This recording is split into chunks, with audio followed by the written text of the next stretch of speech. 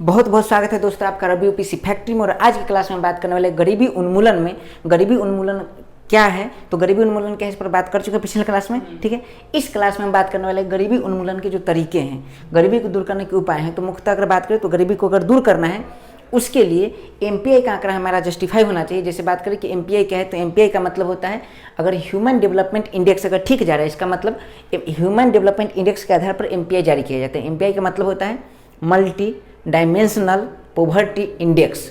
और जिसके आधार पर देखा जाए तो भारत पूरी दुनिया में जैसे अगर एमपीआई अगर देखा जाए कि एमपीआई कितने देशों का आंकड़ा जारी करती है, तो एमपीआई 170 देशों के आंकड़ा जारी करती है, जिसमें भारत का स्थान 62वां है। ठीक है, अब हम पिछले क्लास में बात कर चुके हैं कि गरीबी को उन्मूलन मतलब गरीबी को दूर करने के कौन कौन से तरीके। तो गरीबी को दूर करने का सबसे बेस्ट तरीका होता है एमपीआई में सुधार, जिसके आधार पर बात की थी कि एमपीआई चूंकि एसडीआई पे डिपेंड करता है, तो एसडीआई में 3 चीज़ें हैं, पहला स्वास्थ्य, दूसरा शिक्षा और तीसरा जीवन स्तर। तो हम स्वास्थ्य में देख चुके हैं कि स्वास्थ्य में कैसे काम करके गरीबी को दूर किया जा सकता है और स्वास्थ्य से संबंधित कितने कौन कौन सी प्रमुख योजनाएं आई हैं। तो आज की क्लास में हम बात करने वाले शिक्षा से संबंधित योजनाएं। आखिर सरकार ने शिक्षा से संबंधित कौन सी योजना लाई जिससे शिक्षा में नीतिगत सुधार किया जा सकता है और देश का सर्वांगीण विकास हो सकता है। तो चलिए अभी के टॉपिक में क्या है, गरीबी को दूर करने के तरीके, उन्मूलन। तो बात करते हैं किस में सुधार, शिक्षा में सुधार या शिक्षा से संबंधित योजनाएं। ठीक है, तो चलिए अब शिक्षा से संबंधित योजना की अगर बात करें तो सबसे पहले देखेंगे इसमें, तो पहली योजना कौन, हम लोग कैसे देख रहे हैं कि सबसे पहले जो योजना है तो उस योजना का हम क्रमिक विकास देख रहे हैं। सबसे पहले कौन सी योजना, उसके बाद कौन सी योजना, उसके बाद कौन सी योजना, और कैसे कैसे शिक्षा में परिवर्तन हुआ है। और अभी आपको पता है कि 2019 में एक नई शिक्षा नीति आई है। ठीक है, और जिसे हम कहते हैं नई शिक्षा नीति 2020।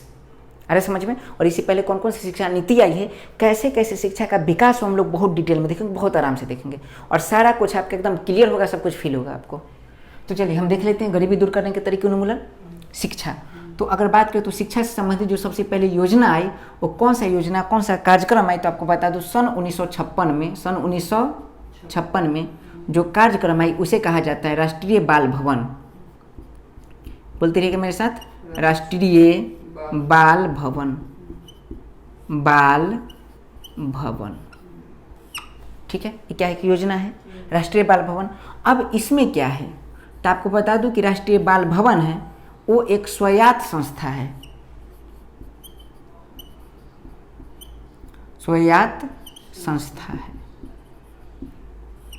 स्वायत्त संस्था उसे कहते हैं वैसी संस्था जो अपना निर्णय खुद ले। ठीक है, उसे स्वायत्त संस्था कहते हैं, ये जानते हैं इस पॉइंट को। तो बाल भवन क्या है, तो हम लोग क्या करेंगे, हम लोग आराम से देखेंगे सबको पूरा डिटेल से। तो राष्ट्रीय बाल भवन एक स्वायत्त संस्था है। स्वायत्त संस्था वैसी संस्था जो अपना निर्णय खुद ले, तो अपना रूल रेगुलेशन खुद बनाती है। अब सवाल है कि ठीक है, आखिर ये स्वायत्त संस्था है तो इसको वित्तीय सहायता तो चाहिए, क्योंकि आप कोई निर्णय लेते हैं, कोई नीति का निर्माण करते हैं, तो उस नीति को लागू करने के लिए वित्त का होना बहुत जरूरी है, धन की राशि उनका होना बड़ा जरूरी है। तो इसको वित्तीय सहायता कौन कौन प्रदान करते, तो वित्तीय संस्था प्रदान करते 2 संस्था। एक का नाम है मानव संसाधन विकास मंत्रालय, याद रखना है, मानव संसाधन विकास मंत्रालय। ठीक है, और दूसरा जो है इसका नाम है, पहला क्या है, मानव संसाधन विकास मंत्रालय, कंप्लीट है। और दूसरा जो है उसका नाम है शिक्षा विभाग, शिक्षा विभाग। ये दोनों संस्था आप समझिए, मानव संसाधन विकास मंत्रालय और शिक्षा विभाग दोनों संस्था इस राष्ट्रीय बाल भवन को वित्तीय पोषण करती है, वित्तीय सहायता करती है।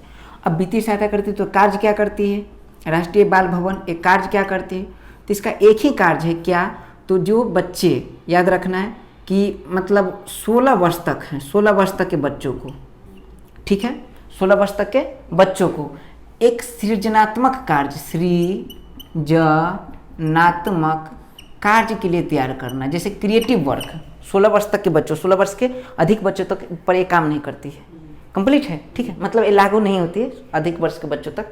तो 16 वर्ष के बच्चे मतलब फाइनली देखिए जो सृजन क्षमता कितने के वर्ष के बच्चों में हो सकते हैं, 5 वर्ष के बच्चों से शुरू होता है क्रिएटिव। और 5 वर्ष से लेकर, आप समझिए, तो 5 वर्ष से लेकर और 16 वर्ष के बच्चों तक में जो सृजनात्मक कार्य करने का, जो क्रिएटिव वर्क करने का जो विकास करा सकते, कौन करती है? राष्ट्रीय बाल भवन। अब सोचिए, अभी से गांव में आप देख सकते हैं राष्ट्रीय बाल भवन पे लिखा होता है राष्ट्रीय बाल भवन, गांव वगैरह में दिखेगा। अब तो ये काफ़ी अब नहीं मिलेगा, नहीं के बराबर मिलेगा। तो अब राष्ट्रीय बाल भवन मुख्यतः यहाँ पढ़ाई नहीं होता है बच्चों को बैठाया जाता है और बच्चों को क्रिएटिव वर्क सिखाया जाता है। जैसे मान लीजिए कुछ गाँव में कुछ है, जैसे टोकरी कैसे बनता है ये सिखाया जाता है, झाड़ू कैसे बनता है ये सिखाया जाता है, चित्रकला कैसे बनता है ये दिखाया जाता है। मतलब कुछ प्रकार के क्रिएटिव वर्क। इलेक्ट्रिकल सामान में कुछ नॉर्मल हो सकते हैं, जैसे घड़ी में बैटरी कैसे डलेगा, बैटरी कैसे मतलब घड़ी कैसे बनेगा, नॉर्मल छोटी छोटी चीज़ें, छोटी छोटी इकाई। घड़ी तो एकदम हाई क्वालिटी का चीज़ हो गया। तो छोटे छोटे गांव के स्तर पर जो एक सृजनात्मक कार्य, मतलब एक विशेष परिस्थिति में अगर बच्चा को काम बाद में नहीं मिला तो बच्चा किस प्रकार से अपना जीवन का पालन पोषण कर सकता है, उसके लिए बच्चों को तैयार किया जाता था। ठीक है, तो भी एक प्रकार का शिक्षा है। तो मुझे लगता है आप समझ गए कि शिक्षा से संबंधित जो सबसे पहली योजना उसका नाम क्या है? राष्ट्रीय बाल भवन। राष्ट्रीय बाल भवन को वित्तीय सहायता कौन देती है? तो मानव संसाधन विकास मंत्रालय एवं शिक्षा विभाग दोनों देते हैं वित्तीय सहायता। राष्ट्रीय बाल भवन क्या करती है? 5 से लेकर 16 वर्ष के बच्चों को सृजनात्मक कार्य के लिए तैयार करती है। बात कंप्लीट है। राष्ट्रीय बाल भवन एक प्रकार का स्वायत्त संस्था है। ये पॉइंट आपका कंप्लीट हुआ, इतना से बाहर सवाल नहीं बनेगा। कोई दिक्कत है? तो जितने भी वनडे एग्जाम वगैरह हैं उसमें सवाल यहाँ से बन सकते हैं। पीसीएस के स्तर पर बीपीएससी की बात करें, यूपी पीसीएस की बात करें तो सवाल बनते हैं। बाकी यूपीएससी में यहाँ से सवाल आने की संभावना कम है, लेकिन आप अपने इस स्तर को जो आप पढ़ रहे हैं इस लेवल को बहुत मिला के अगर आपके लिखने की क्षमता ठीक है तो आप मेंस में यूज कर सकते हैं इसका। हाँ, डाटा का यूज नहीं करना है, लेकिन इस जो योजना है इसका यूज किया जा सकता है। वो कैसे यूज होगा हम लोग आगे बात करेंगे। कंप्लीट है पूरा? चलिए, इसके बाद अब देखेंगे तो 1956 में आया, और इसके बाद 1956 के बाद बहुत ध्यान से देखिए तो आपको सारा कुछ समझ में आ जाएगा। 1956 के बाद सन 1975 में, सन 1975 में याद रखना है, ये बड़ा इंपॉर्टेंट है, बहुत ज़्यादा इंपॉर्टेंट है। सन 1975 में एक संस्था है जिसे कहते हैं ICDS। बोलना है मेरे साथ, तब धीरे धीरे समझ में आएगा। बोलिए मेरे साथ, ICDS, जिसे कहते हैं इंटीग्रेटेड,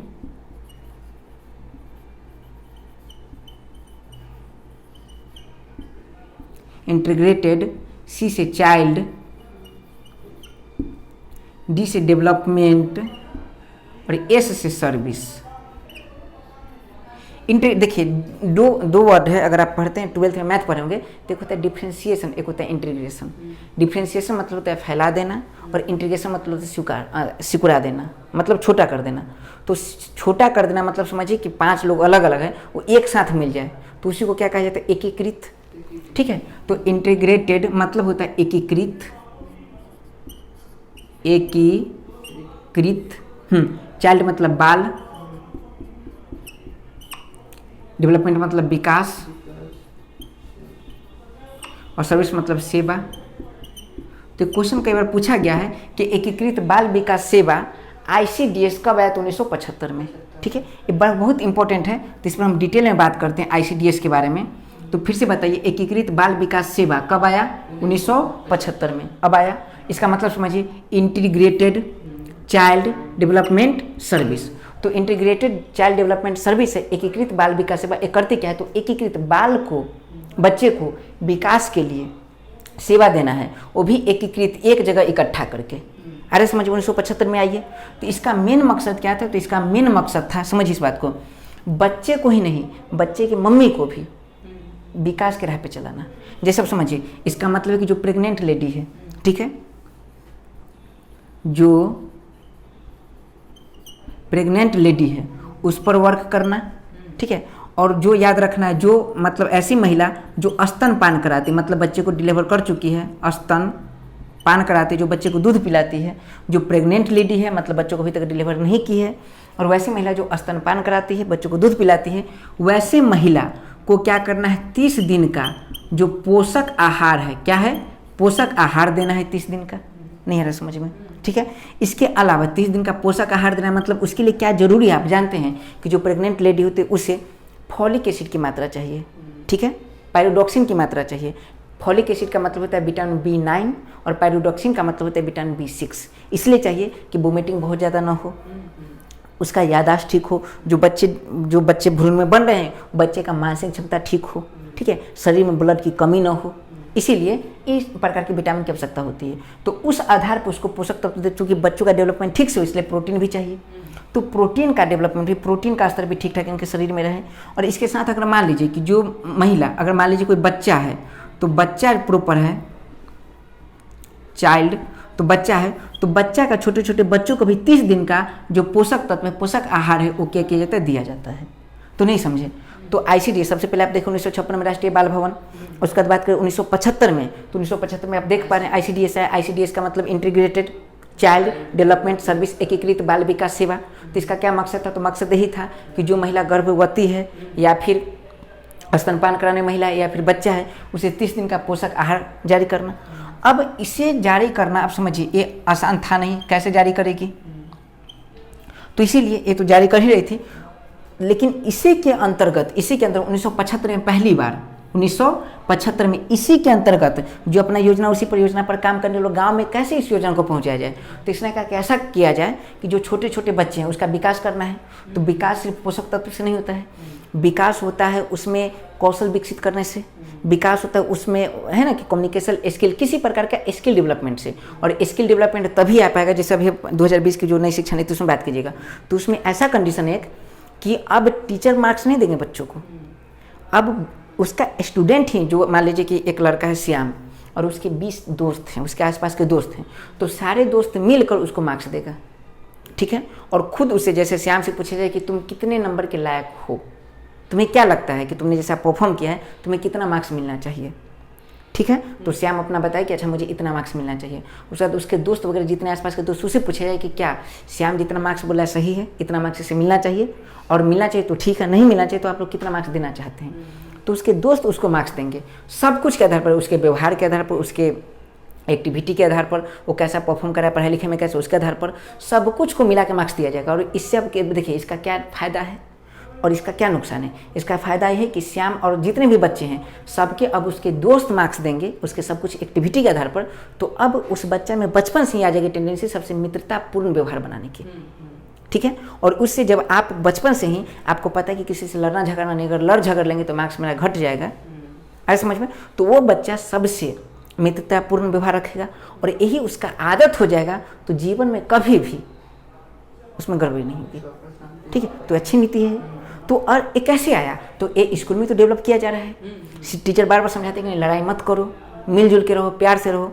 अब समझिए, तो बच्चा है तो बच्चा में कौशल कहाँ आएगा, तो आईसीडीएस बच्चा में विकास करने के लिए एकीकृत, एक जगह बच्चा को जमा करके उसमें विकास करने के लिए आईसीडीएस के अंतर्गत 1975 में ही खोला गया आंगनबाड़ी। तो क्वेश्चन पूछे जाते कि आंगनबाड़ी जो खोला गया, आंगनबाड़ी, वो आंगनबाड़ी किसके अंतर्गत खोला गया, तो आईसीडीएस के अंतर्गत। कब खोला गया, 1975 में। आंगनबाड़ी का मतलब होता है आंगन और बाड़ी मतलब होता है आश्रय, ठीक है, कि एक आंगन में बच्चों को आश्रय दीजिए और वहाँ बच्चों को यही चीज़ किया जाएगा। वो आंगनबाड़ी अब क्या करेगी, यही आईसीडीएस जो काम करती थी अब एक काम आंगनबाड़ी करेगी, मतलब जो प्रेग्नेंट लेडी है उसे हेल्प करेगी, स्तनपान कराने महिला को पोषक तत्व देगी और बच्चे को पोषक तत्व देगी, ठीक है। इसके साथ शिक्षा देने का प्रयास करेगी, छोटे छोटे जो व्यवहारिक जो छोटे छोटे अक्षर होते हैं, नहीं बहुत प्राथमिक से लो, उसे सिखाने का प्रयास करेगी। हाँ, कोई डाउट है इसमें? तुम्हारा 2 शिक्षा समिति 1956 कंप्लीट हो गया और 1975 कंप्लीट हो गया, कोई सवाल नहीं। अब इसके बाद वाला हम देखते हैं, चलिए। तो अब हम लोग आंगनबाड़ी देख लिए। अच्छा, आंगनबाड़ी से एक बेसिक सा एक सवाल होता है कई बार कि आंगनबाड़ी कितनी जनसंख्या पे खोला जाता है, कितने जनसंख्या पे, मतलब कितने बच्चे होंगे तो उन पर एक आंगनबाड़ी खोला जाएगा, ठीक है। तो आपको बता दूं कि ये डिपेंड करता है, तो छोटा सा पॉइंट है, अलग इसे जोड़ लेना है आंगनबाड़ी वाला पार्ट में, आंगनबाड़ी वाला पार्ट में जोड़ लेना है कि देखिए वो डिपेंड करते हैं आंगनबाड़ी वाले कि अगर मान लीजिए कि वो कौन सा है, नॉर्मल क्षेत्र है, जैसे गाँव है अगर, ठीक है, ग्रामीण क्षेत्र है, तो उसमें 1000 की जनसंख्या पर ही 1000 की जनसंख्या पर आंगनबाड़ी खोला जाएगा। अच्छा, मान लीजिए शहर है, एक छोटा सा पॉइंट है आपको जोड़ना है नोट्स में, अगर शहर है तो शहर में भी यही मामला है कि 1000 का जनसंख्या है तो फिर आंगनबाड़ी खोला जाएगा, ठीक है। और जो क्षेत्र आप जाने, मान लीजिए जनजाति क्षेत्र है, कौन सा क्षेत्र है, जनजाति क्षेत्र, तो जनजाति क्षेत्र में 700 अगर जनसंख्या है तो आंगनबाड़ी खोला जाएगा। और मान लीजिए रेगिस्तान वाला एरिया, रेगिस्तान में, तो रेगिस्तान में तो 1000 बच्चे मिलेंगे नहीं, तो रेगिस्तान में अगर 300 बच्चे भी मिल जाते हैं तो उस पर एक आंगनबाड़ी खोला जाएगा। यानी आंगनबाड़ी आप जानते हैं ना कि देखिए कि हर गांव में क्या आंगनबाड़ी होगा, नहीं, प्रत्येक 1000 बच्चा पे एक आंगनबाड़ी होगा, ये मामला है गांव में। शहर में भी यही मामला है। जनजाति वाले क्षेत्र में अगर देखें, जैसे 7 स्टेट देख लीजिए या फिर कहीं भी जहाँ जनजाति वाले क्षेत्र हैं, ठीक है, SC ST वाले, तो ऐसी स्थिति में जो 700, अरे समझ में, 700 बच्चे की जनसंख्या पे एक आंगनवाड़ी होगी, और जो मरुस्थल वाले क्षेत्र, रेगिस्तान वाले क्षेत्र, वहाँ 300 जनसंख्या पे एक आंगनवाड़ी होगी। ये पॉइंट कंप्लीट, इसमें तो कोई डाउट नहीं। तो हमारा आंगनवाड़ी से इतना रिलेटेड बातें थी। अब थोड़ा सा हम देखते हैं फाइनली। अब देखिए, अब उसके बाद क्या हुआ, एक अब की बात है 1975 की, और उसी समय 1975 से पहले 1968 में पहली शिक्षा नीति आई थी। जैसे अभी अगर बात करें तो अभी 34 साल बाद अभी शिक्षा नीति आई, जिसे कहते हैं नई राष्ट्रीय शिक्षा नीति, नई राष्ट्रीय शिक्षा नीति 2020 कहते हैं। तो इससे पहले हम देख लेंगे शिक्षा नीति का इतिहास, शिक्षा नीति कब कब आई। तो हम लोग देखते हैं, अगर क्वेश्चन पूछे कि सबसे प्रथम शिक्षा नीति, अब हम बात करते हैं शिक्षा नीति पर, किस पर, शिक्षा नीति पर। तो शिक्षा नीति कब आई, तो आपको याद रखना है, सबसे पहले शिक्षा नीति आई, सबसे पहले प्रथम बार शिक्षा नीति कब आई, तो आपको याद रखना है 1968 में आई। ये बहुत इंपॉर्टेंट क्वेश्चन है। पहली शिक्षा नीति कब आई, 1968 में, ठीक है। अब इसके बाद के 1968 में आने के बाद उसके बाद कब आई, तो उसके बाद आई 1986 में। वास्तव में अगर देखा जाए तो 1985 में, आपको याद होगा 1984 में इंदिरा गांधी की मृत्यु हुई, और 1985 में उनके पुत्र, 1984 में उनके मृत्यु के बाद जो प्रधानमंत्री बने वो बने राजीव गांधी, याद है, राजीव गांधी प्रधानमंत्री बने। और यही राजीव गांधी बहुत अच्छे प्रधानमंत्री थे, ठीक है। तो उन्होंने 1985 में घोषणा कर दी, 1985 में घोषणा कर दिया कि अब शिक्षा नीति में सुधार की आवश्यकता है, और उन्होंने एक पुस्तक निकाला। वो डेट अगर बोला जाए तो 5 अगस्त 1985 था डेट, ठीक है। और उन्होंने एक पुस्तक निकाला, उस पुस्तक का नाम था शिक्षा की चुनौती, शिक्षा की चुनौती एक आयाम। ये एक पुस्तक है जो राजीव गांधी के द्वारा लिखी गई पुस्तक है, और इस पुस्तक में देखा गया कि शिक्षा की क्या क्या चुनौती, ये बहुत इंपॉर्टेंट बात है, शिक्षा की क्या क्या चुनौती है। और एक कब पुस्तक है, 1985 में, और इसी पुस्तक के तर्ज पर शिक्षा नीति में चेंज किया गया, ठीक है। तो शिक्षा नीति, सबसे पहले शिक्षा नीति कब, 1968 में, और 1985 में उन्होंने घोषणा किया था, शिक्षा नीति आया नहीं था। और इसी पुस्तक शिक्षा की चुनौती एक आयाम, इसी के आधार पर क्या हुआ कि सन 1986 में एक नई शिक्षा नीति आई, और 1986 में एक शिक्षा नीति आई, किसने लाया, राजीव गांधी ने। तो एक पॉइंट पूछा जाए तो 1986 में एक नई शिक्षा नीति आई, और इसी 1986 में 13 अप्रैल, आपको याद रखना 13 अप्रैल 1986, इसमें बहुत सारे बदलाव, शिक्षा नीति में बहुत सारे बदलाव हुए। जैसे आपको ये भी पता होना चाहिए कि सन 1964 में, इससे पहले सन 1964 में शिक्षा में क्या क्या बदलाव होना चाहिए, शिक्षा की स्थिति क्या होना चाहिए, इसीलिए एक कोठारी आयोग का गठन हुआ था, ठीक है, कोठारी आयोग।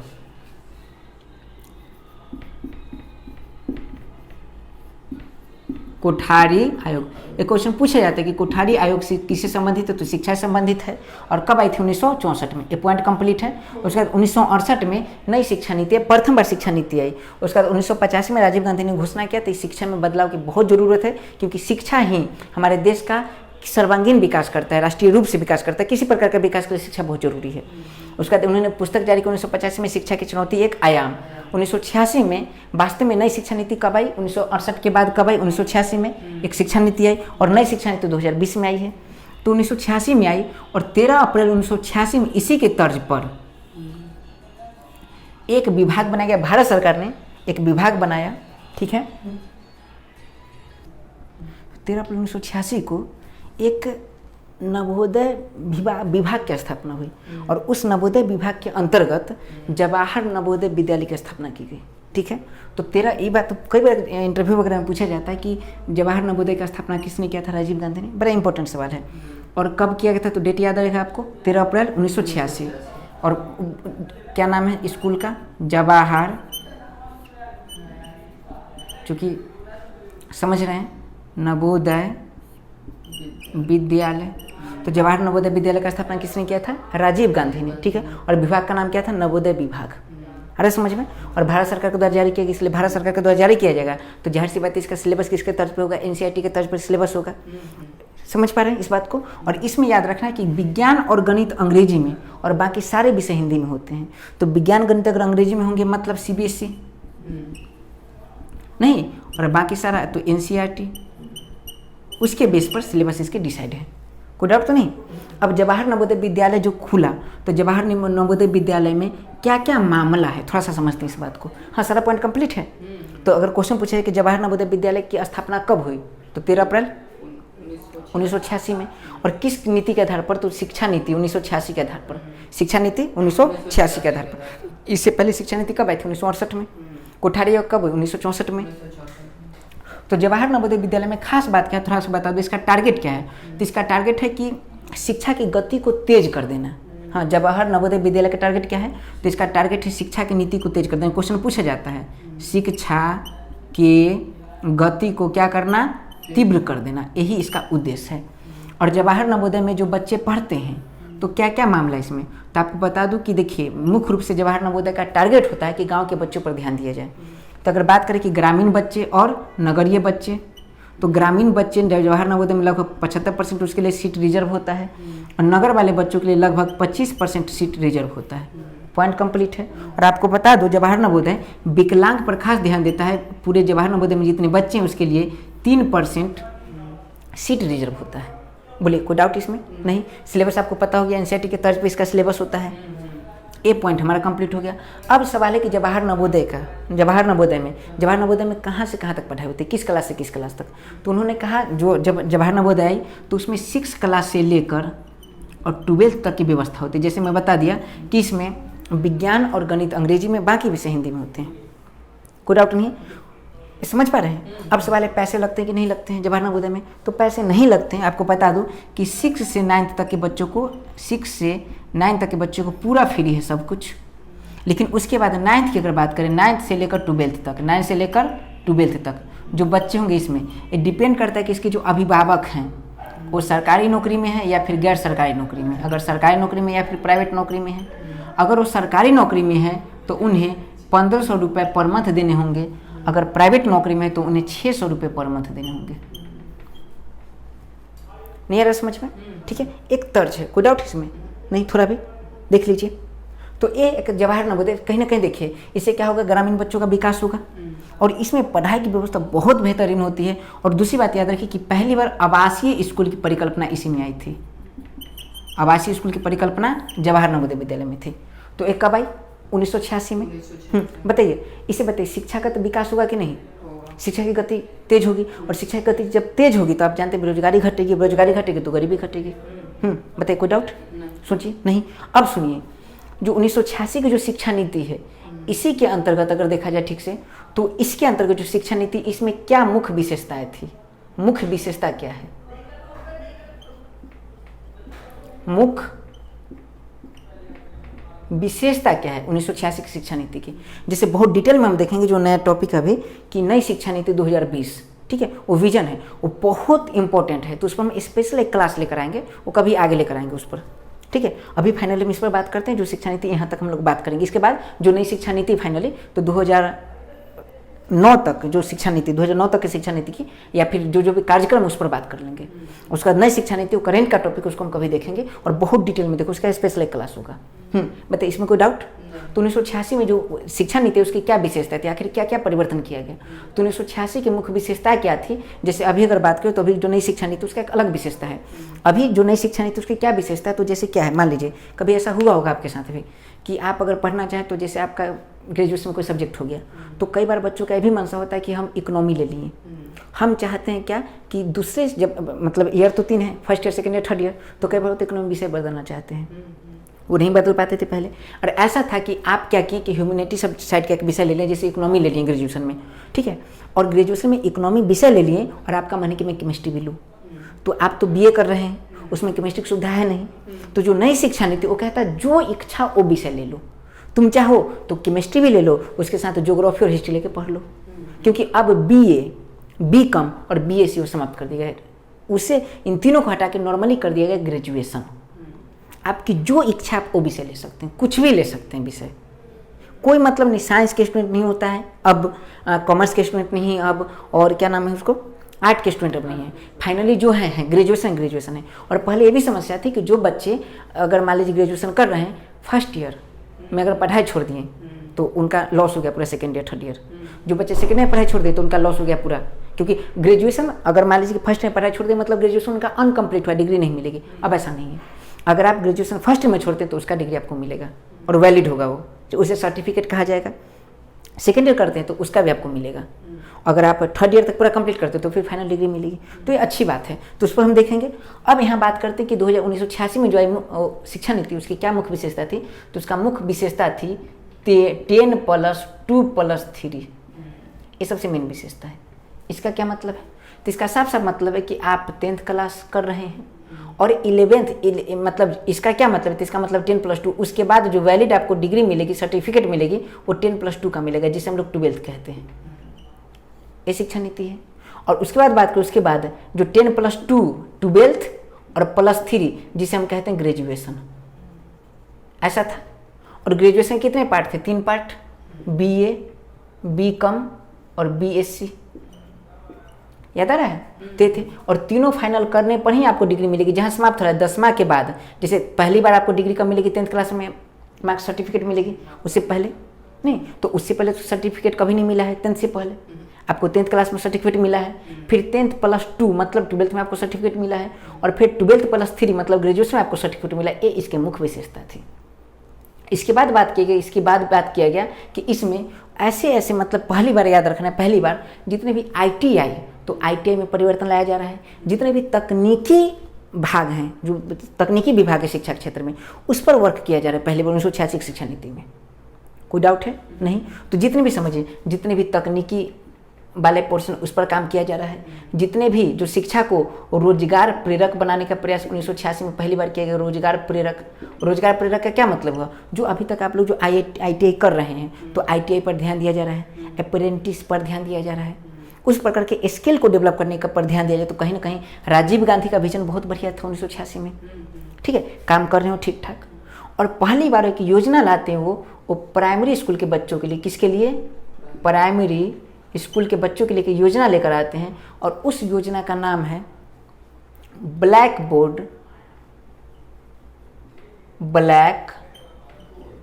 बोर्ड योजना, ठीक है। ब्लैक बोर्ड योजना क्या है?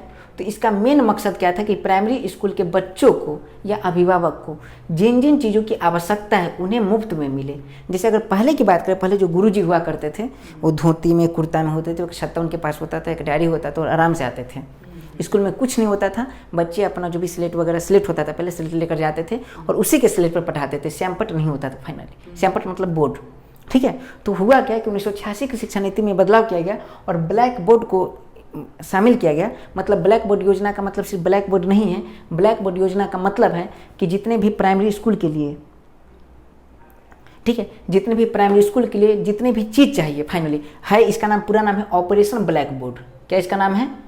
Operation black board. तो जितने भी प्राइमरी स्कूल में बच्चों को या अभिभावक को जो चाहिए वो एक आवश्यक आधारभूत चीज़ें, जैसे एक ब्लैक बोर्ड मिलेगा, चौक मिलेगा, ठीक है, और बच्चों के लिए प्रॉपर जो बच्चों के लिए और क्या क्या हो सकता है चीज़ें, जिस पिलसीट, कई स्कूल में पिलसीट समझते हैं, वो मिलता था, ठीक है, हाँ, उसको पिलसीट मतलब जो चौक वाला चौक कहते हैं फाइनली से, ठीक है, वो मिलता था। और जो बच्चे के लिए हो सकता है तमाम आधारभूत चीज़ें, वो जैसे होता था कई बार स्कूल के माध्यम से मिलता था एक डायग्राम, ठीक है, मतलब अ से अनार, आ से आम, इस टाइप का चार्ट स्कूल की तरफ से, ताकि बच्चों में विकास हो सके।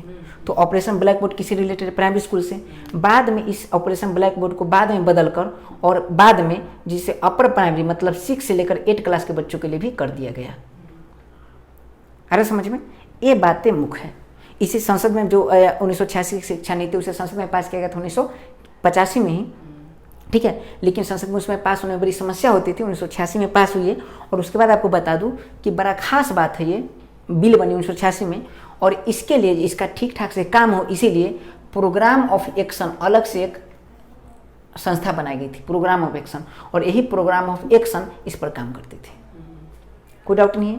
इसके प्रोग्राम ऑफ एक्शन जैसे 1986 की शिक्षा नीति, ठीक, ये थी, इसके 12 भाग हुआ करते थे और प्रोग्राम ऑफ एक्शन के 24 भाग हुआ करते थे। और यही मुख्य रूप से जैसे पूछा जाए कि 1986 की शिक्षा नीति का कार्यान्वयन कौन करती, तो कार्यान्वयन POA करती, प्रोग्राम ऑफ एक्शन। कोई डाउट नहीं, इसमें कोई दिक्कत तो नहीं है। अब देखिए ऑपरेशन ब्लैक बोर्ड जो है, इसे बाद में बहुत बाद, अगर आपको बात बताऊं मैं आपको, तो 2001 में एक आया था, जानते हैं सर्व शिक्षा अभियान।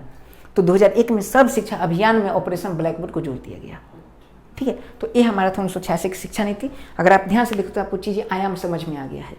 तो अगर क्वेश्चन पूछा जाता है कि जवाहर नवोदय का कॉन्सेप्ट पहली बार कब देखने को मिला, 1986 की शिक्षा नीति का 1986 का जो शिक्षा नीति वो ठीक से काम नहीं कर पा रही थी, तो उसके लिए किस संस्था का गठन हुआ, तो POA, प्रोग्राम ऑफ एक्शन का। ठीक है, प्रोग्राम ऑफ एक्शन मतलब कार्य करने वाला प्रोग्राम। ठीक है, इसके कितने भाग थे, 24 भाग थे, कोई डाउट तो नहीं। तो ये हमारा 1986 का कॉन्सेप्ट कंप्लीट है। ठीक है, अब हम आगे देखते हैं। अब जो शिक्षा नीति इतना तो कंप्लीट है। अब मामला क्या है इसमें कि अगर बात करें ठीक से समझिए, मतलब हम लोग कहाँ तक देख लिए, 1986 के बाद 1900 देखा जाएगा ठीक से, तो 1986 की शिक्षा नीति में कुछ गड़बड़ी थी, तो उसमें संशोधन किया गया। 1986 की शिक्षा नीति में संशोधन किया गया 1992 में। तो 1992 में कोई शिक्षा नीति नहीं थी। 1986 में जो कुछ गड़बड़ी था, गड़बड़ी क्या था 1986 में, कि 1986 में जो सिलेबस डिसाइड हुआ, वो सिलेबस बहुत हार्ड था 1986 में। तो उसी को संशोधन करके आपको बता दूं कि यशपाल समिति आई। जैसे अगर बात करें तो आपको बता दूं कि जनार्दन समिति आई और जनार्दन समिति आई। उसके बाद 1993 में एक यशपाल समिति आई। तो यशपाल समिति ने बताया कि मतलब जो है ना कि जैसे बोझ बस्ता, तो उसको हल्का करने की आवश्यकता है, तो सिलेबस को कम किया गया। तो क्वेश्चन पूछा जाता है कि 1992 में 1986 की शिक्षा नीति में कब सुधार किया गया, तो 1992 में। ठीक है, 92-93 याद रखिएगा, अगर 93 ऑप्शन मिले तो 93 में टिक मार दीजिएगा। तो 1992 में संशोधन किया, 1992 में संशोधन किया गया। और 1993 में कौन सी समिति थी, तो समिति का नाम था यशपाल समिति। फिर से समझिए, इसमें कन्फ्यूजन ना हो कि 1986 वाला जो शिक्षा नीति है उसमें कब सुधार किया गया, तो 1992 में संशोधन किया गया। ठीक है, और उस पर ठीक से निर्णय किसने दिया था, तो यशपाल समिति ने। कब दिया था, 1993 में। कोई डाउट है, मन में आएगा कि 1993 में निर्णय दिया तो 1992 में सुधार कैसे हो गया। ठीक है, तो डिस्कशन चला, तो डिस्कशन का टाइम पीरियड हम लोग बताते 1992। हाँ, कोई डाउट है नहीं। चलिए, तो अब हो गया कंप्लीट। अब सवाल है कि बच्चे, उसके बाद क्या हुआ कि बच्चे आखिर सवाल उसमें देखा कि फिर भी सिलेबस वगैरह सब कुछ डिसाइड हो गया। मतलब हुआ क्या फाइनली, अगर कहानी समझ तो आपको समझ में आ जाएगा कि 1986 में जब कौन सा आया, राष्ट्रीय शिक्षा नीति। और 1986 में जब राष्ट्रीय शिक्षा नीति है, उसको मतलब पिछला रिवाइज कर रहे हैं, तो 1986 में जब शिक्षा नीति आई, तो इस शिक्षा नीति में क्या गड़बड़ी थी कि सिलेबस बहुत ज़्यादा था, तो बच्चे स्कूल जा नहीं पा रहे थे, बच्चे पढ़ाई में कुछ खास परिवर्तन हुआ नहीं, सुधार हुआ नहीं। तो बात है कि 1986 में आखिर पढ़ाई में क्यों सुधार नहीं आ रहा है, तो पता चला कि सिलेबस बहुत ज़्यादा है।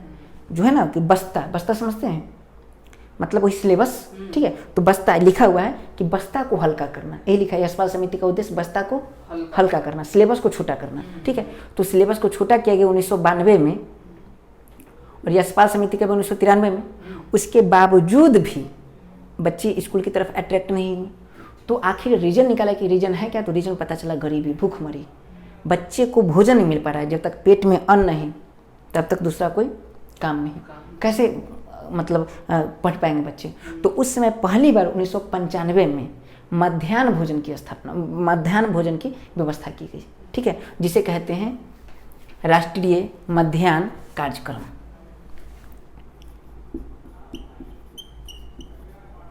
राष्ट्रीय मध्याह्न कार्यक्रम, दूसरा मार्क कर दीजिए, वो बोला। ठीक है, तो देखिए राष्ट्रीय मध्याह्न कार्यक्रम अब कब आइए, तो आपको याद रखना 1995 में 15 अगस्त। जो पढ़ते हैं खिचड़ी वाली व्यवस्था, यही व्यवस्था है। ठीक है, राष्ट्रीय मध्याह्न कार्यक्रम।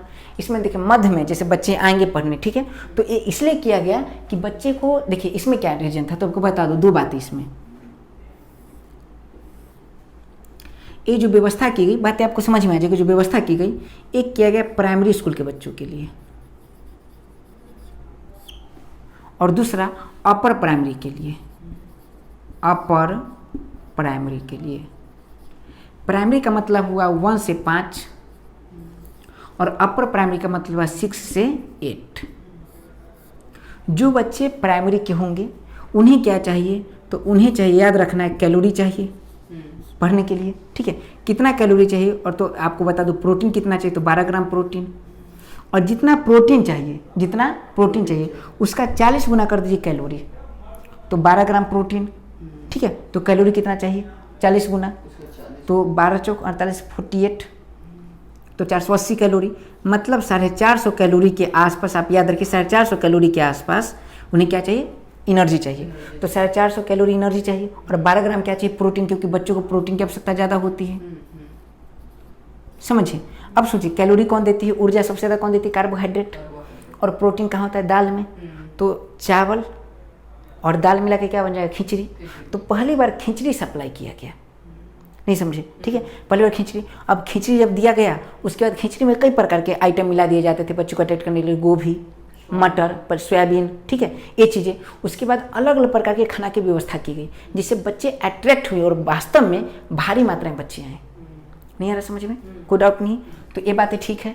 अपर प्राइमरी के लिए क्या, तो अपर प्राइमरी में कुछ नहीं, बात वही है, कैलोरी चाहिए और क्या चाहिए, प्रोटीन चाहिए। तो प्रोटीन कितना चाहिए, नहीं 20 ग्राम, और मैंने बता दिया 40 गुना ज़्यादा, तो लगभग 800 कैलोरी।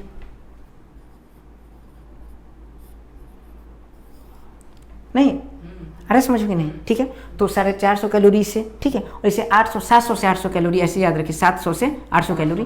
फाइनली 700 एक्यूरेट याद रखिए, जो मेंशन है वो मेंशन है 700 का। बायोलॉजी के हिसाब से अगर कहे तो जितना ग्राम प्रोटीन चाहिए उससे 40 गुना ज़्यादा कैलोरी चाहिए, ठीक है। लेकिन इस जो योजना, इस कार्यक्रम में मेंशन है कि बच्चों को कम से कम कितना, 700 कैलोरी एनर्जी मिले और 20 ग्राम प्रोटीन मिले, 6 से लेकर 8 अपर प्राइमरी वाले बच्चों को। और प्राइमरी वाले बच्चों को 450 कैलोरी एनर्जी और 12 ग्राम प्रोटीन। बताइए, कोई डाउट नहीं। अब यहाँ से सोचिए ठीक से, ये कब दिया जाएगा, तो दिया जाएगा कब, बच्चे आएंगे उस समय नहीं, क्योंकि बच्चे घर से कुछ न कुछ खा के आएंगे, ठीक है। और दिया अगर उस समय मिल जाए तो फिर बच्चे चला जाएगा वापस घर। अब इस वाले बच्चों को रोका कैसे जाए, तो इसीलिए एक टाइम पीरियड बनाया गया कि पूरे स्कूल में पूरे टोटल क्लास कितने चलते हैं, 8। तो आप पाएंगे कि लंच के पहले 5 क्लास चल जाता है और लंच के बाद 3 क्लास। अरे समझ में। तो ये जो बीच का पीरियड है, इसी समय क्या मिलेगा, दोनों को मिला के कैलोरी प्लस प्रोटीन प्लस खिचड़ी। तो ये, और बच्चे अब सिर्फ खिचड़ी से रेगुलर अट्रैक्ट होंगे नहीं, इसलिए अलग अलग डेमो एक मेन्यू दिया गया और उसी के आधार पर खाना का प्रकार बांटा गया। कोई डाउट है, तो इसे क्या कहते हैं, राष्ट्रीय मध्याह्न कार्यक्रम। अब ये ठीक है। अब सवाल है, राष्ट्रीय मध्याह्न कार्यक्रम जो इतना खर्च होगा, खर्च कौन देगी, तो खर्च याद रखना है, खर्च देगी कौन, तो खर्च दोनों सरकार देगी, केंद्र सरकार राज्य सरकार दोनों। तो कौन खर्च देगी, केंद्र और राज्य सरकार दोनों। केंद्र कितना, तो केंद्र याद रखना है 60% खर्च देगी और राज्य सरकार कितना, 40% खर्च देगी। कोई डाउट। लेकिन यही तरीका, यही स्कीम अगर पूर्वोत्तर राज्य में, पूर्वोत्तर मतलब समझ रहे हैं असम वगैरह, मणिपुर वगैरह, तो पूर्वोत्तर का राज्य में, चूँकि आप जानते हैं डेवलप नहीं है, अनडेवलप राज्य है, तो वहाँ अगर बात करें तो वहाँ जो आंकड़ा चलता है केंद्र और राज्य के बीच में, चूँकि राज्य तो इतना ज़्यादा पैसे नहीं दे पाएगी, 40% इन्वेस्ट नहीं कर पाएगी, तो ऐसी स्थिति में उन्हें कहा गया कि आप दे दीजिए 10% और केंद्र वहाँ हेल्प कितना करेगी, 90% का। ये मामला हमारा कंप्लीट है। बताइए, कोई डाउट इसमें। तो हमारा हो गया राष्ट्रीय मध्याह्न कार्यक्रम। हाँ बोलिए, कोई समस्या तो पूछ लीजिए। नहीं, कंप्लीट है पूरा। अब इसके बाद कब की बात है, 1995 की बात। अब छोटा सा पॉइंट हम इसी में देख लेते हैं। उसके बाद 2001 में अब सोचा गया कि बच्चे तो आने लगे, ठीक है, बच्चों का रुझान भी हो रहा है स्कूल में, ताकि अब बच्चे को कैसे लाया जाए और बच्चों को कैसे अट्रैक्ट किया जाए, दूर दूर के बच्चों को कैसे अट्रैक्ट किया जाए। तो उस समय 2001 में एक योजना आया जिसे कहते हैं सर्व शिक्षा अभियान।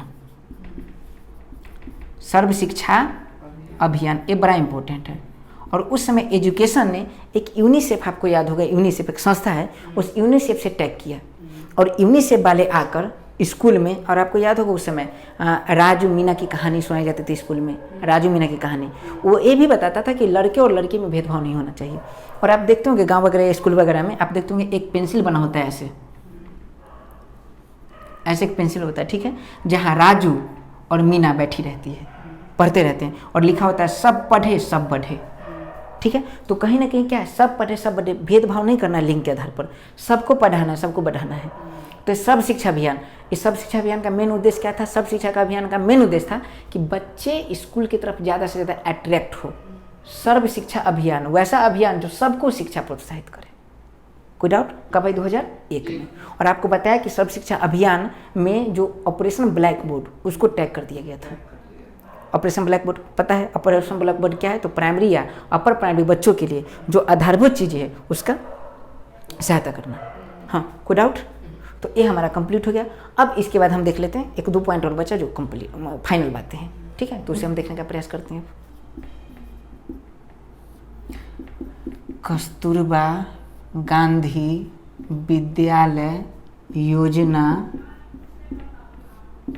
2004, बहुत इम्पोर्टेंट है अभी, ठीक है। आप याद रखिए एक बार, कस्तूरबा गांधी विद्यालय योजना 2004।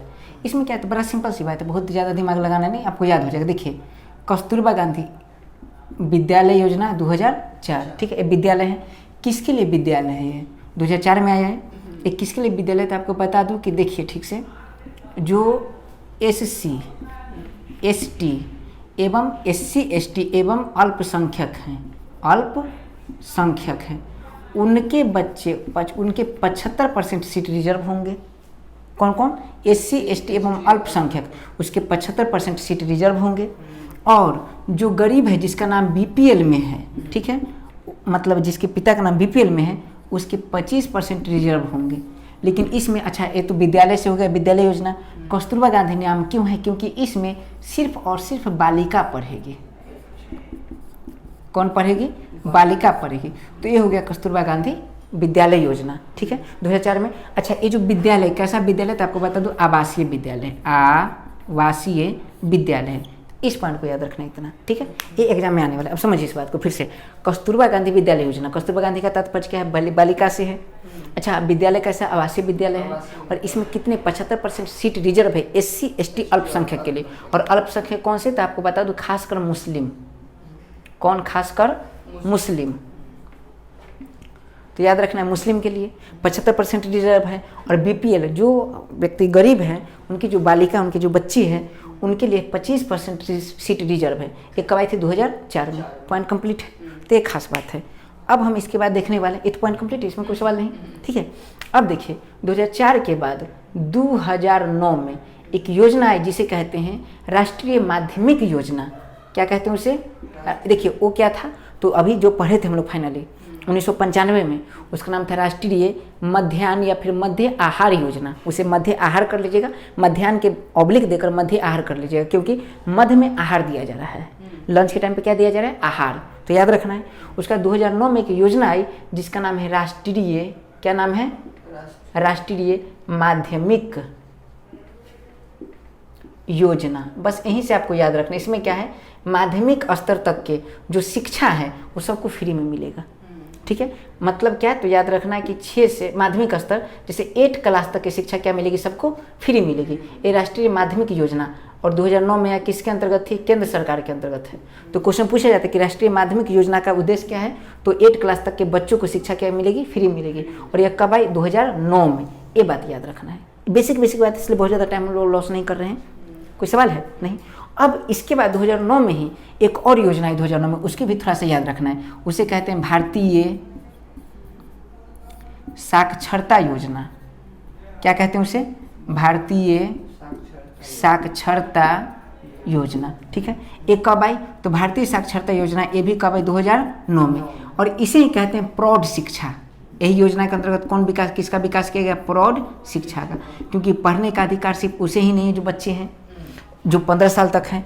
इसमें प्रौढ़ शिक्षा में क्या किया गया, भारतीय साक्षरता योजना में क्या किया गया, जो 15 साल से जिनका एज ज़्यादा है वैसे व्यक्ति को भी पढ़ाने का प्रयास किया गया।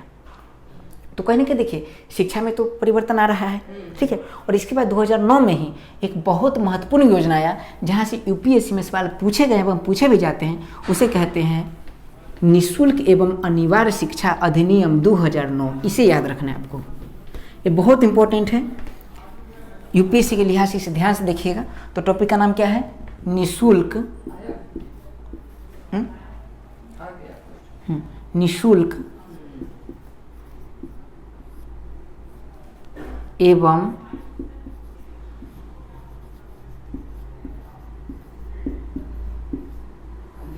अनिवार्य शिक्षा अधिनियम 2009। देख लीजिएगा ये सब 2009, बस इसे ध्यान से समझिए, ठीक है।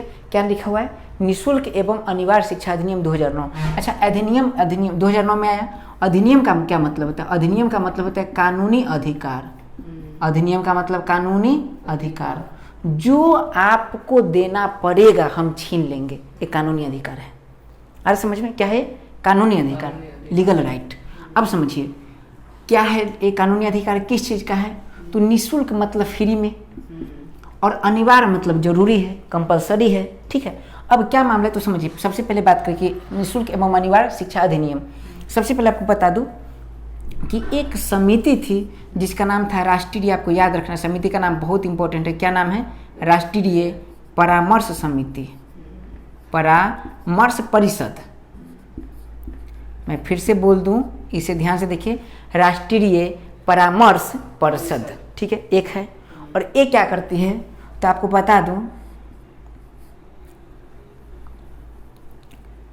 ये सबसे पहले राष्ट्रीय परामर्श परिषद को कौन बनाती है, केंद्र सरकार। अच्छा पहले ये बताइए कि एक केंद्र सरकार सबसे पहले इसे गठित करती है।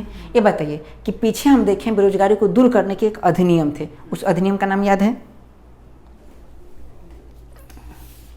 बेरोजगारी को दूर करने के अधिनियम थे पहले, अधिनियम याद है,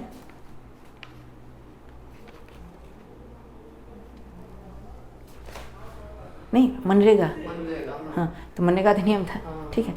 तो याद रखना, अगर बेरोजगारी को दूर करने के अधिनियम कौन थे, मनरेगा। उसी प्रकार से अगर बात करें शिक्षा पर काम करने वाला अधिनियम कौन है, तो ये निःशुल्क एवं अनिवार्य शिक्षा अधिनियम। और कानूनी अधिकार का मतलब समझते हैं।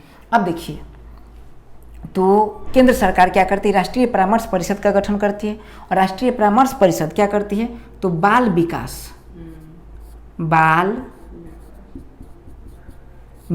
विभाग उसे क्या करती है, परामर्श देती है, बाल विकास विभाग को क्या करती है, परामर्श देती है, और वो परामर्श देती है, उसके बाद ये काम करती है। लेकिन आज एक बात और कहें कि बाल विकास विभाग इस पर काम करती है, तो इसके लिए वित्त कौन प्रदान करती है, तो वित्त वो प्रदान करेगी जिस राज्य में स्कूल होगा, राज्य सरकार। जैसे क्वेश्चन पूछा जाएगा कि आखिर निःशुल्क एवं अनिवार्य शिक्षा मतलब जो बच्चे स्कूल में जाएंगे उन्हें पुस्तक भी फ्री मिलेगी और फ्री में पढ़ाया जाएगा, तो आखिर इतना बजट कहाँ से आएगा, इतने पैसे इसके लिए वित्त कौन प्रदान करेगी, तो राज्य सरकार, केंद्र सरकार नहीं। कौन सरकार कौन जारी करेगी, राज्य सरकार। चलिए मुझे लगता है इतना पॉइंट कंप्लीट है, ठीक। अब हम समझते हैं कि सबसे पहले इसके लिए केंद्र सरकार क्या करती है, राष्ट्रीय परामर्श परिषद का गठन करती है। राष्ट्रीय परामर्श परिषद एक ऐसा परिषद जो राष्ट्र स्तर पर क्या करती है, परामर्श देती है। किसे परामर्श दे रही है, बाल विकास विभाग को परामर्श दे रही है, और यही कार्यान्वयन करती है। अब क्या किया जाएगा कार्यान्वयन, तो सिंपल सी बात, इसमें कहा गया संविधान में भी संशोधन किया गया। इसके लिए क्या किया गया, संविधान में संशोधन किया गया। संविधान में क्या किया गया, संशोधन। और संविधान में कैमा संशोधन था ये, तो याद रखना 2009 में संशोधन हुआ था जिसका नाम था 86 संशोधन, 86 संशोधन, ठीक है। और ये जो संशोधन है, ये संशोधन कहाँ है, तो संविधान के भाग 3 में, और कौन से आर्टिकल में, तो 21 के क में। बताइए कोई सवाल है, ये याद रखना, सवाल पूछा जाता है। और उसमें क्या कहा गया, 21 के क में क्या कहा गया था, कहा गया कि जो बच्चे 6 से लेकर, इससे पहले देखिए 2009 में एक योजना आई थी, राष्ट्रीय माध्यमिक योजना, उसके अंतर्गत कहा गया था कि 8 क्लास तक के जो बच्चे होंगे उसे शिक्षा मुफ्त में मिलेगी। इसमें कहा गया नहीं, 6 से लेकर 14 साल तक के बच्चों, मतलब 14 साल के बच्चे की अगर बात करें तो फाइनली अगर देखा जाए 6 से लेकर 14 साल के बच्चों को जो शिक्षा है वो मुफ्त में मिलेगी, निःशुल्क शिक्षा एवं अनिवार्य शिक्षा, मतलब इसका कानूनी अधिकार है शिक्षा लेना। 6 से लेकर 6 साल से लेकर 14 साल के बच्चों को। बताइए कोई डाउट है, नहीं। 21 के कम इस चीज़ को जुड़ा गया, तो संविधान में संशोधन हुआ, तो कानूनी अधिकार है, मिलेगा ही मिलेगा। अब ये चीज़ें, लेकिन इसके साथ कुछ और बात इसमें मेंशन किया गया। मेंशन एक किया गया कि जो देखिए मेंशन क्या किया गया, तो मान लीजिए ये बात आप समझिए।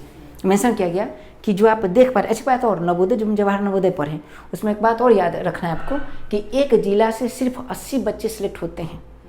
हर जवाहर नवोदय की बात क्या है, जवाहर नवोदय की खास बात है कि प्रत्येक जिला में एक जवाहर नवोदय विद्यालय होगा, ठीक है, प्रत्येक जिला में होगा, और हर विद्यालय में होगा। और उस जिला से कितने बच्चे पढ़ेंगे, तो जवाहर नवोदय में इंट्रेंस के आधार पर मात्र 80 बच्चे ही पढ़ेंगे एक जिला से। कोई डाउट है, नहीं, कंप्लीट है पूरा बात। अब देख लीजिए, अब यहाँ देख लीजिए, 6 से 14 साल के बच्चे, निःशुल्क शिक्षा, अनिवार्य शिक्षा। अब क्या मामला है कि बच्चे कहाँ पढ़ेंगे, तो अपने पड़ोस के विद्यालय में पढ़ेंगे, और विद्यालय में नाम लिखाने की जिम्मेवारी किसकी होगी, तो नाम लिखाने की जिम्मेवारी उस बच्चे के अभिभावक की होगी। तो एक बात याद रखना कि बच्चे का प्रवेश स्कूल में होगा, तो प्रवेश की जिम्मेवारी किसकी होगी, अभिभावक की, ये बात याद रखना है। चलिए ये बात ठीक है। दूसरा बात है कि जब बच्चे एडमिशन लेने जाएंगे तो किसी प्रकार का टेस्ट उनसे नहीं लिया जाएगा। क्योंकि टेस्ट कहीं ना कहीं बच्चे तो अभी स्कूल में गए नहीं हैं, तो बच्चे पढ़ेंगे तभी तो उनमें विकास होगा। इसलिए टेस्ट लेकर उनका मनोबल नहीं कम करना है, उस बच्चों को एडमिशन लेना है, फिर उसे सिखाना है, तो टेस्ट नहीं होना चाहिए। ये इसका उद्देश्य था। और तीसरा उद्देश्य था कि जो टीचर इस स्कूल में पढ़ा रहे हैं उसमें एक बात देखा गया था कि टीचर स्कूल में ठीक से नहीं पढ़ाते थे और अपना निजी ट्यूशन, निजी कोचिंग संस्थान चलाते थे, ताकि बच्चों को लगे कि स्कूल में पढ़ाई नहीं हो रहा है तो इनसे हम कोचिंग पढ़ के अपनी स्थिति को ठीक कर ले, बिल्डअप कर ले। तो सोचिए, स्कूल में बच्चे इसलिए नहीं जा रहे क्योंकि पढ़ाई नहीं हो रहा है, और टीचर क्यों नहीं पढ़ा रहे हैं? क्योंकि उनका निजी कोचिंग संस्थान चले। इसलिए उसी समय ये जो अधिनियम इस एक्ट में कहा गया कि इस एक्ट में कहा गया कि एक तो प्रवेश कराना अभिभावक के हाथ में है, टेस्ट की व्यवस्था नहीं होना चाहिए, और जो टीचर जो स्कूल में पढ़ा रहे हैं वो अपना निजी कोचिंग नहीं चलाएंगे, किसी प्रकार का निजी कोचिंग नहीं चलाएंगे, प्राइवेट कोचिंग नहीं चलाएंगे, उन्हें पूरा एफर्ट अपना स्कूल में ही देना होगा। कोई डाउट है? लेकिन एक बात बताइए, मान लीजिए कोई जगह है, ठीक है, और उसके रेंज में 3 किलोमीटर के रेंज में स्कूल नहीं, इसका मेन उद्देश्य भी था कि 3 किलोमीटर के रेंज में स्कूल बनाइए ताकि बच्चे स्कूल में पढ़ सकें, ठीक है, 3 किलोमीटर के रेंज में। तो मान लीजिए स्कूल नहीं है तो क्या किया जाए? तो स्कूल नहीं है तो वहाँ के प्रशासन या फिर राज्य, ठीक है, किसी भी प्रकार से वहाँ स्कूल की व्यवस्था करे। तो ये हमारा था निःशुल्क एवं अनिवार्य शिक्षा अधिनियम। पॉइंट पूरा समझ गए? इतना पॉइंट आपको याद रखना है, ऐसे सवाल बन जाएंगे। बोलिए, कोई समस्या नहीं? तो 2009 तक हम देख लिए। इसके बाद हम देखेंगे जो हमारा क्या है, न्यू विजन, जिसे कहते हैं NEP, न्यू एजुकेशन पॉलिसी, ठीक है, न्यू एजुकेशन पॉलिसी 2020। इसे हम फाइनली अगले क्लास में नहीं देखेंगे, हम अभी इसे फाइनली कभी स्पेशल एक क्लास लेकर देखेंगे। अरे समझ में? अब एक बात देखिए, गरीबी को दूर करने के लिए स्वास्थ्य पर काम किया, गरीबी को दूर करने के लिए शिक्षा पर काम किया, और शिक्षा में जैसे जैसे परिवर्तन होगा, आप जानते हैं कि शिक्षा स्किल सिखाता है, और स्किल सिखाएगी तो फैक्टर कॉस्ट का मान कम जाएगा, और फैक्टर कॉस्ट का मान कमेगा तो मार्केट प्राइस कमेगी, और फैक्टर कॉस्ट कमेगी तो प्रोडक्शन बढ़ेगी, भी जानते हैं आप। तो किसी प्रकार से अगर यहाँ से लिंक करें तो उस लिंक को हम अगले क्लास में करेंगे कि और भी कुछ आयाम है जिस पर काम करके, जैसे अगर देखिए इसके बाद जीवन स्तर, तो जीवन स्तर पर भी तो काम करके, जैसे प्रधानमंत्री उज्ज्वला योजना, तो ये सब जितनी योजना उस पर भी काम करके तो गरीबी को दूर किया जा सकता है। तो कुछ आयाम, छोटे मोटे आयाम बचे हैं, उसको हम अगले क्लास में लेकर आएंगे, और फाइनली गरीबी को दूर करने के जितने भी मतलब लिंक हो सकते हैं सारा को लिंक करके, और अगले क्लास में फाइनली हम कंप्लीट कर देंगे पूरा, ठीक है। तो कोई डाउट है? इसके बाद इसको कंप्लीट करने के बाद उसके बाद हम फाइनली अब बैंकिंग पढ़ने वाले हैं, और बैंकिंग कंप्लीट करके फिर हम बाकी चीज़ देखेंगे, ठीक है। तो चलिए, मुझे पूरा यकीन है कि आपको पूरा चीज़ समझ में आया होगा, और बहुत डीप से आराम से हम देखने का प्रयास करें तो पूरा आपको समझ में आएगा। चैनल को सब्सक्राइब कीजिए, लाइक कीजिए, शेयर कीजिए, और इसी प्रकार से उत्साह में पढ़ते रहिए। मिलते हैं अगले क्लास में नई ऊर्जा, नई उमंग, नई एहसास के साथ। तब तक के लिए जय हिंद, जय भारत।